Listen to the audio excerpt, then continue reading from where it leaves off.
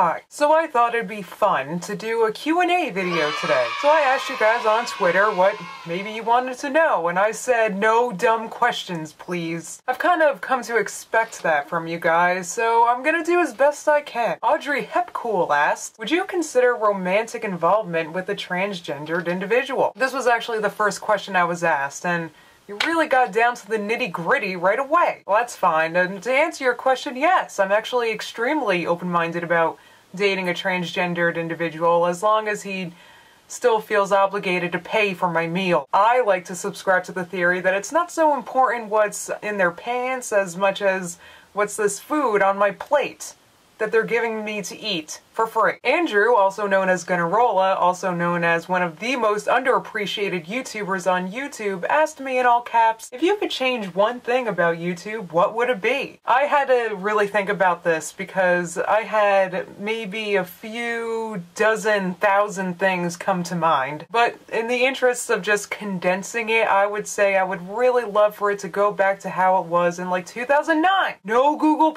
I will never answer that I want to use it connected to Google+.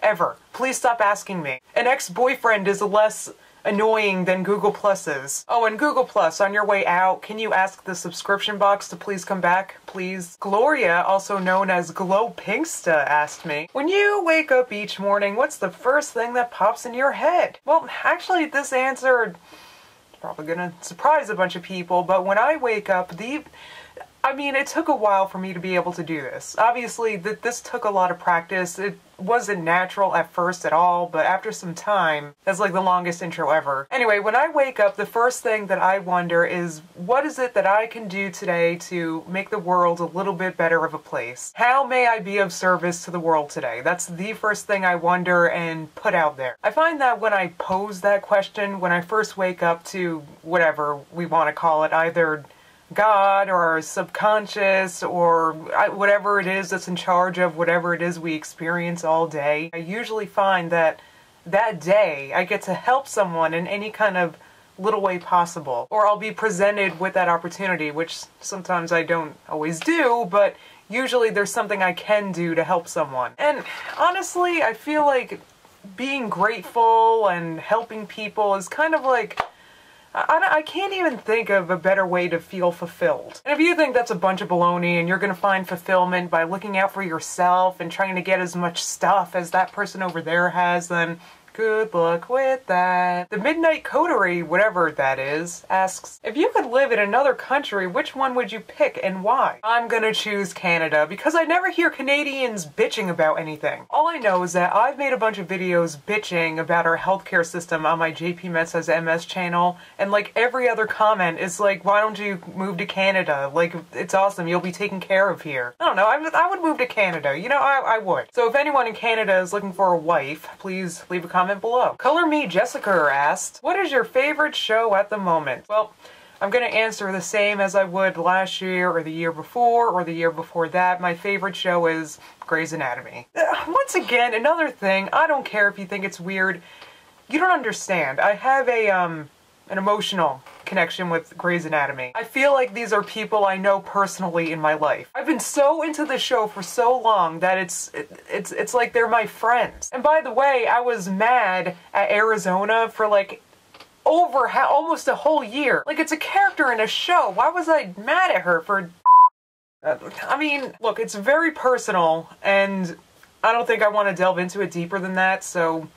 Next question. You know, I'll answer this one also from Color Me Jessica because I recognize your name and you've been a minion for so long. When are you moving to California? Well, when I have more than 46 cents in my checking account. Smart Jam asked, where do you see yourself in 10 years? That's a really good question and I actually have no idea. I wish I had like a hope or a goal for where I will be in 10 years to throw at you right now, but nope. Whatever it is I'll be doing, I just hope that I'll be having a good time and enjoying life doing it. I would also like to continue spreading as much cheer as possible. What the hell else is the point of life? I don't know. Mandy Pete asked, if you were a tree, what kind of tree would you be and why? That's easy. I would be a stump because I would be as unhelpful as a tree as possible. You wouldn't be able to get shade from me. You couldn't hang a hammock from me. You couldn't look at me and gaze at how pretty I am because my leaves are changing. Nope. I would just be an annoying pain in the neck stump that you have to go around when you're mowing the lawn, that you have to be careful not to trip over. And I would be like a jaggedy stump so you can't even sit on me. And that's it. I'm finally done recording. Jeez, it took like forever. Get exclusive access to me and a push notification sent to your phone or your iPad whenever I upload by downloading Telecast. It's free. And you'll never miss an upload of mine again. So you got nothing to lose. Try it out. I like to go by the life philosophy in that, you know, it's not really what's... I really subscribe to the life theory that it doesn't really matter what's in a person's pants as much as what food they're putting on your plate.